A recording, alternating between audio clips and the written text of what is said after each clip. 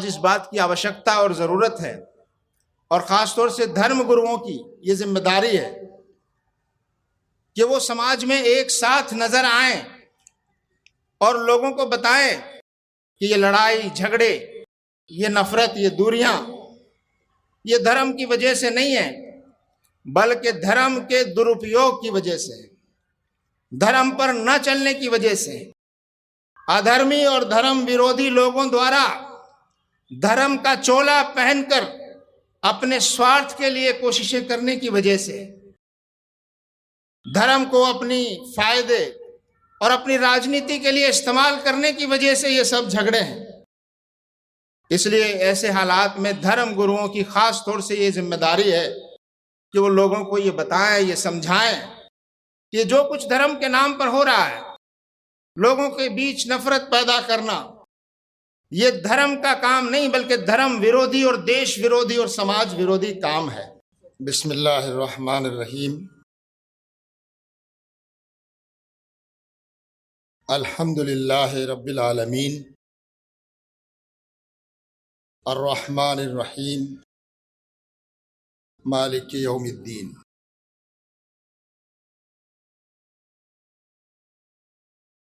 तमाम तारीफ़ें, सारी प्रशंसाएं और बड़ाई उसी एक ईश्वर के लिए है जो इस सारी सृष्टि का, सारी कायनात का अकेला सृष्टा और रचयिता है, हम सबका पैदा करने वाला और परवरदिगार है। प्रशंसा और बड़ाई उसी ईश्वर के लिए है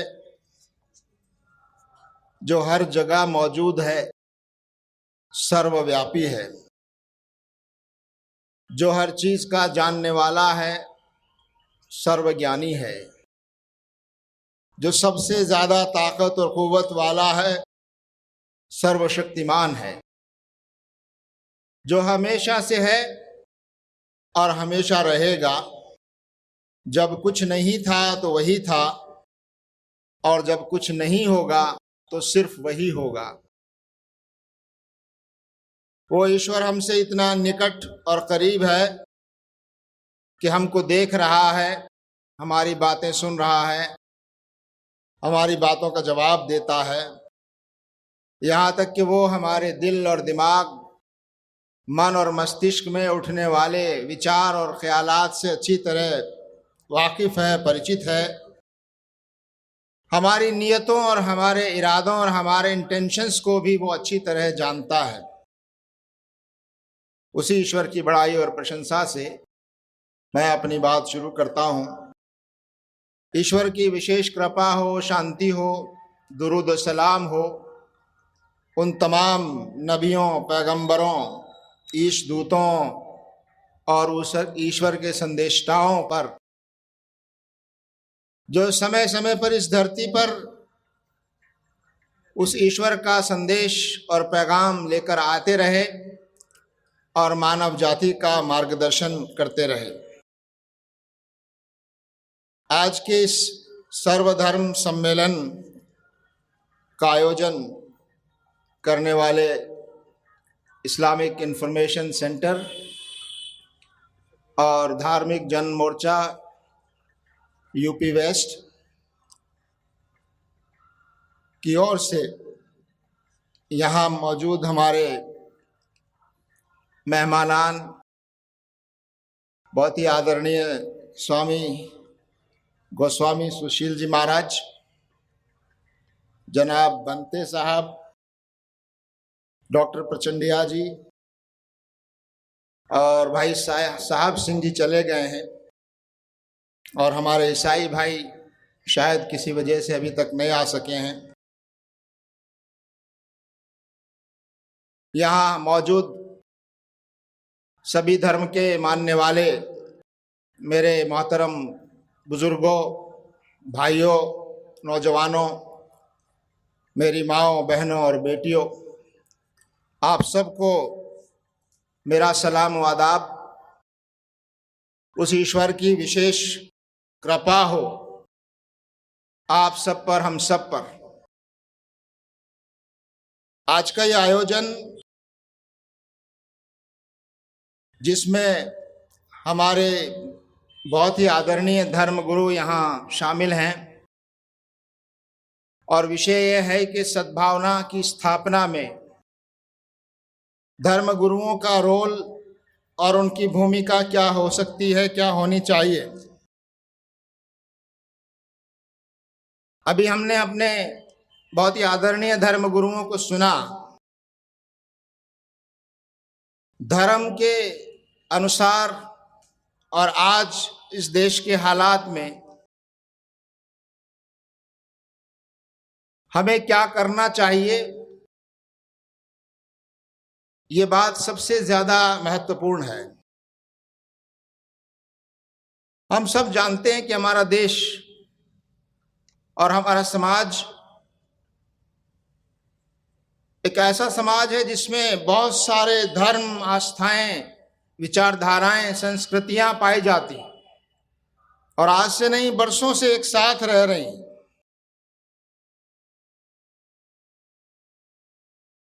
बहुत से लोग ये सवाल करते हैं, बल्कि सवाल उठाते हैं कि आज जो देश में नफरत का माहौल है, आपस में दूरियां हैं, आपस के लड़ाई झगड़े हैं, उसका असल कारण धर्म है।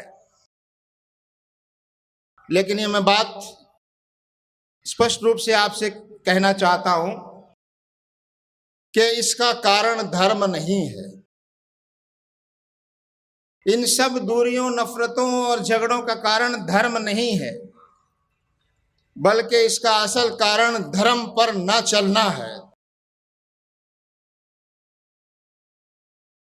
धर्म हमेशा से एक ही रहा है।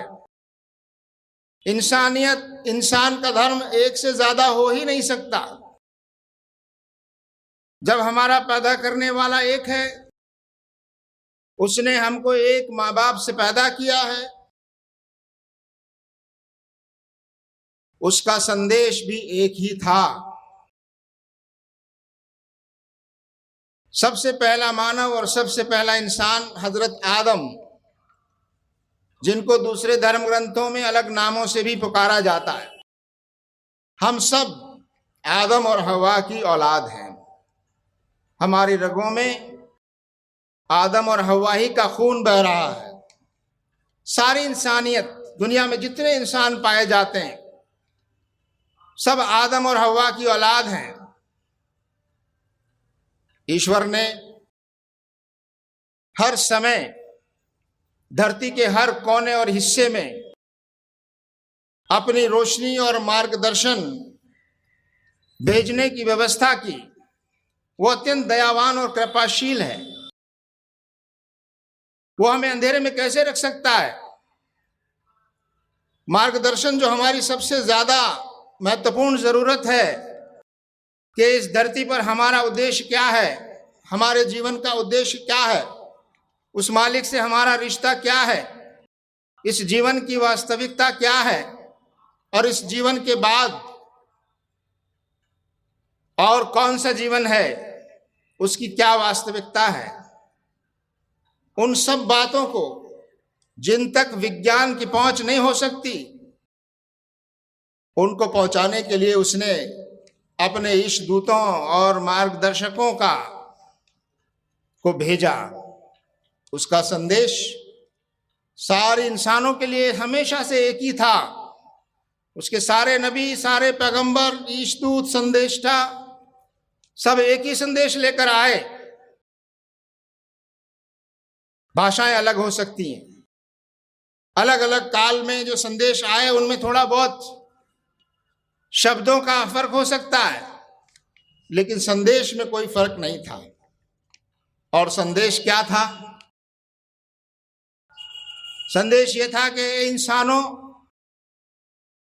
तुम्हारा सबका रब एक है, वही पूजा के लायक है। उसी के आगे झुको, उसी की बात मानो, उसी के आगे अपने आप को पूर्ण रूप से समर्पित कर दो। और दूसरी बात ये सच्चाई बताई ईश दूतों और संदेशताओं ने, सभी ने, कि इस धरती पर तुम्हारा आना एक योजना के तहत है, वो ईश्वर की योजना है और तुम्हारी उसमें परीक्षा और इम्तिहान है। तुम इस धरती पर ईश्वर के प्रतिनिधि और नुमाइंदे बनाकर भेजे गए हो। ईश्वर का मंसूबा तुम्हारे माध्यम से इस धरती पर पूरा होगा और इंसान को ईश्वर ने सबसे सर्वश्रेष्ठ कृति बताया, अशरफुल मखलूकात। जो कुछ ईश्वर ने पैदा किया, सब कुछ, उसमें सबसे बेहतर चीज जो पैदा की वो इंसान है। और फिर यह भी बताया कि तुम्हें लौटकर हमारी तरफ आना है, तुम्हारे हर काम पर हमारी नजर है, हम सब कुछ देख रहे हैं। जो कोई हमारे रास्ते के मुताबिक जीवन बिताएगा उसे यहां भी हमेशा का सुख और चैन, हमेशा का आराम, जिसे हम स्वर्ग कहते हैं, जन्नत कहते हैं, वो मिलेगा। और जो लोग हमारी इस रोशनी और हिदायत के आने के बावजूद ईश्वर के रास्ते के मुताबिक न चलकर अपनी मनमानी का रास्ता अपनाएंगे, उनके लिए यहां कष्टदायक, दुख देने वाली सजा है। ये बात भी ईश्वर ने अपने संदेशताओं के माध्यम से बहुत स्पष्ट कर दी और कहा कि इंसान बहुत मुकर्रम है। कुरान में कहा गया, लक़द कर्रमना बनी आदम, हमने आदम की औलाद को, सारी मानव जाति को, सारे इंसानों को इज्जत और शर्फ बख्शा है। उसको हमने एक गरिमा दी है। उस गरिमा की हिफाजत करना, उस गरिमा का आदर करना, मानव जाति और मानव मात्र से प्रेम करना, ये उस ईश्वर के आगे झुकने का सबसे बुनियादी तकाजा है। जो शख्स उस खुदा के मानता है, खुदा के आगे झुकता है, उसकी पहली जिम्मेदारी यह है कि वो इंसानों से प्रेम करे, इंसान की इज्जत और उसकी गरिमा की रक्षा करे। हमारा देश धर्म प्रधान देश है। यहाँ एक बड़ी आबादी और बड़ी तादाद उन लोगों की है जो किसी न किसी धर्म और आस्था में विश्वास रखते हैं। लिहाजा आज भी धर्म गुरुओं का यहाँ सम्मान होता है, धर्म गुरुओं की यहाँ बात मानी जाती है।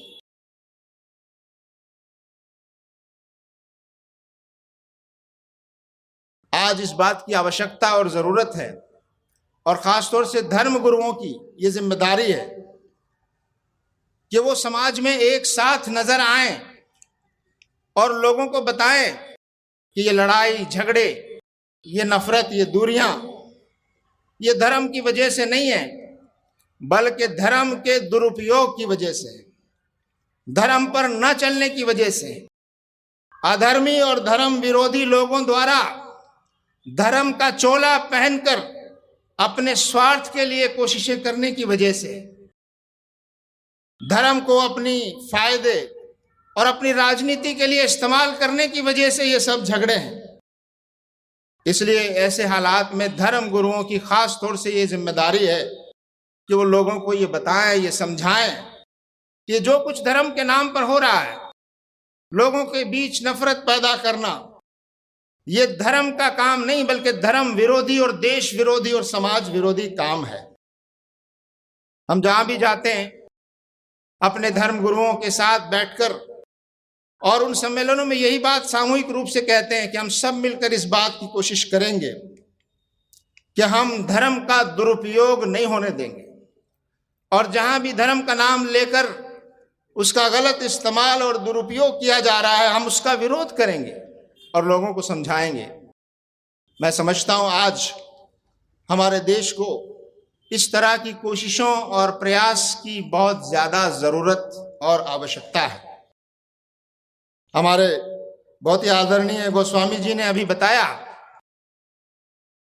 कि हमारे देश में इस बात की आवश्यकता है कि संवाद स्थापित हो, आपस में बातचीत के मंच ज्यादा से ज्यादा कायम किए जाएं, आम लोग भी आपस में एक दूसरे से मिलें जुलें, अपनी आस्था अपनी विचारधाराओं के बारे में बातचीत करें और जो काम साथ मिलकर किए जा सकते हैं,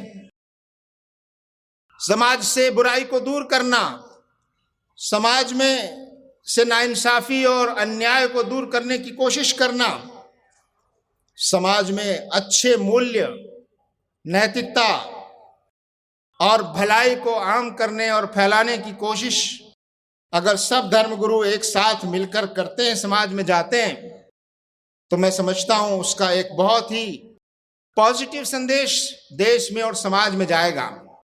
और जो लोग धर्म का चोला पहनकर, धर्म का नाम लेकर समाज में दूरियां और नफरत फैला रहे हैं, उनके बारे में ये बात स्पष्ट हो जाएगी कि वो सही मायने में धर्म के प्रतिनिधि और नुमाइंदे नहीं है।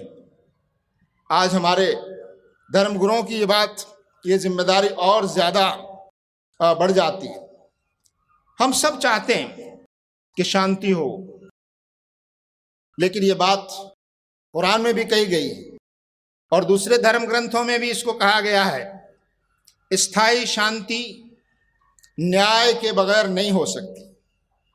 न्याय जब तक स्थापित नहीं होगा, न्याय जब तक कायम नहीं होगा, चाहे एक परिवार हो या छोटी सी आबादी हो, एक समाज हो, खानदान हो या पूरा देश हो, जब तक न्याय नहीं होगा, न्याय स्थापित नहीं होगा, तब तक वहां एक दूसरे का, वहां शांति नहीं हो सकती। इसलिए न्याय की स्थापना हम सब की जिम्मेदारी है। हमारे समाज में अगर किसी के साथ नाइंसाफी होती है, किसी का अधिकार मारा जाता है, किसी को छोटा बनाने की कोशिश की जाती है, किसी को अछूत बनाने का प्रयास किया जाता है, किसी के साथ बदसलूकी होती है, तो हम सब की जिम्मेदारी है कि हम सब खड़े हों और खास तौर से हमारे धर्म गुरु इस बात के लिए आगे आए कि अन्याय के खिलाफ खड़े होना, अत्याचार के खिलाफ आवाज उठाना, यह हम सब की जिम्मेदारी है। क्यों कि न्याय की स्थापना के लिए ये सबसे ज्यादा आवश्यक और सबसे ज्यादा जरूरी है। यहां हमारे बहुत ही आदरणीय भंते जी ने हमारे संविधान की प्रियम्बल को भी पढ़ा और उसमें जो मूल बातें और वैल्यूज जिनका जिक्र किया वो ये कि समानता, हर एक इंसान, हर एक नागरिक इस देश में समान है, कोई किसी से बड़ा और छोटा नहीं है। लेकिन आज हम देख रहे हैं कैसा माहौल और वातावरण बनाने की कोशिश की जा रही है कि कुछ लोगों के अधिकार और लोगों से ज्यादा हों, कुछ लोगों और वर्गों के अधिकार दूसरों से कम हों। ये लिखा तो नहीं जा रहा, लेकिन अमलन हमारे समाज में ये देखने में आ रहा है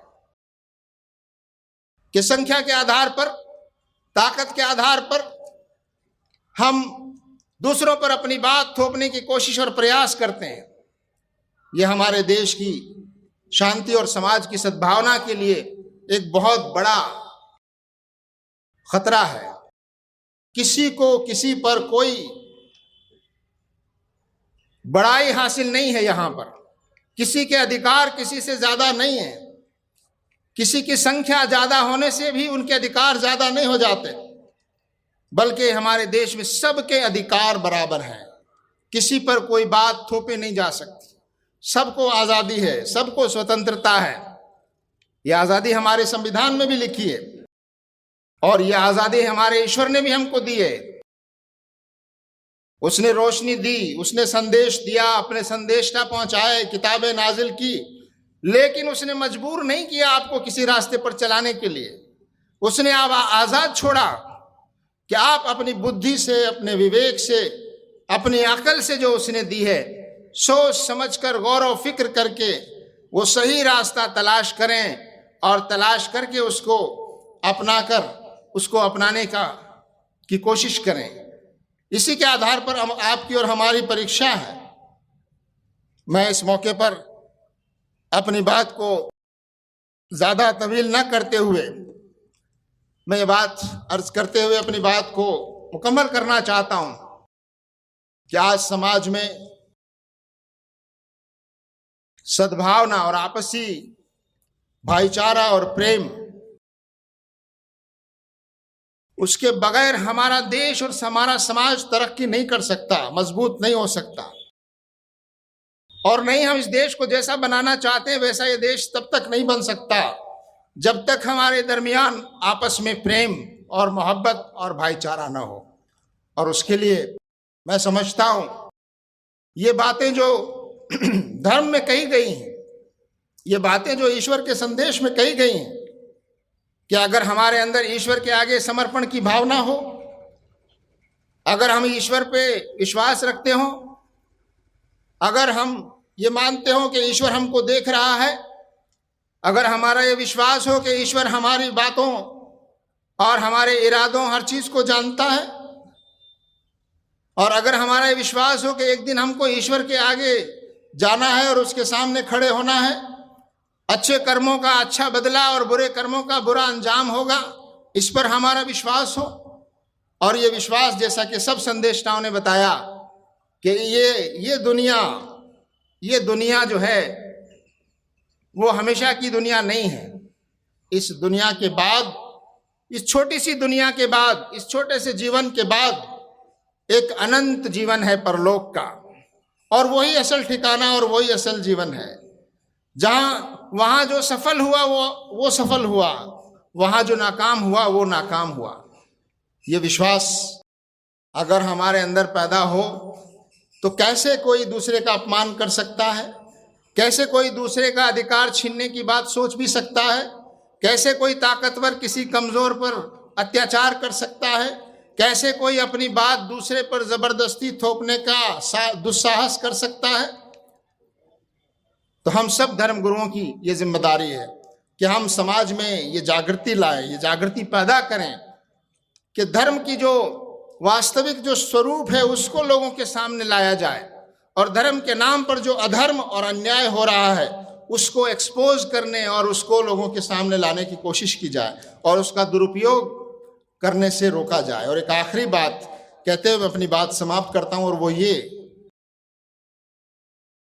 एक दूसरे का आदर और सम्मान इंसान की हैसियत में, चाहे हमारे विचार अलग अलग हों, चाहे हमारी आस्थाओं में फर्क हो, चाहे हमारे पूजा पाठ के तरीके अलग हों, इसके बावजूद आप जिस चीज को सही और सबसे अच्छा मानते हैं उस पर आप अमल करें। मैं जिस चीज को सही और अच्छा मानता हूं उस पर मैं अमल करूं, लेकिन रायों के फर्क के बावजूद हम एक दूसरे का आदर और सम्मान करें। एक दूसरे का ये हक और ये अधिकार कि आपको अपनी पसंद का रास्ता चुनने का हम सबको अधिकार है, ईश्वर ने दिया है, उस अधिकार का सम्मान करें। और ये इतना बड़ा दिल हम पैदा करने की कोशिश करें कि चाहे हमारे विचार न मिलते हों, हमारे विचारों में फर्क हो, हम आपस में बातचीत करते रहेंगे, हम आपस में एक दूसरे के साथ संवाद करेंगे, एक दूसरे को जानने पहचानने और एक दूसरे के बारे में एक दूसरे को बताने की कोशिश और प्रयास हम बराबर करते रहेंगे, लेकिन एक दूसरे का सम्मान करेंगे, एक दूसरे का आदर करेंगे। मैं इन्हीं शब्दों के साथ हमारे सभी धर्म गुरुओं को फिर से शुक्रिया अदा करते हुए और आयोजकों का धन्यवाद करते हुए और आप तमाम लोगों का जो मौसम की खराबी के बावजूद यहाँ मौजूद हैं, मैं आपका शुक्रिया अदा करते हुए और इस उम्मीद के साथ कि चाहे ये तादाद इतनी ज़्यादा ना हो, लेकिन हमारा संदेश सच्चाई पर आधारित है, प्रेम पर आधारित है, लोगों के दिलों को छूने वाला है, इसे दूर तक पहुंचाने की हम सब की भी ज़रूरत है और हमारे धर्म गुरु हम सब मिलकर भी अपना दायित्व इस बारे में पूरा करें। मैं उसी ईश्वर की बड़ाई और प्रशंसा के साथ अपनी बात को समाप्त करता हूं। धन्यवाद, शुक्रिया।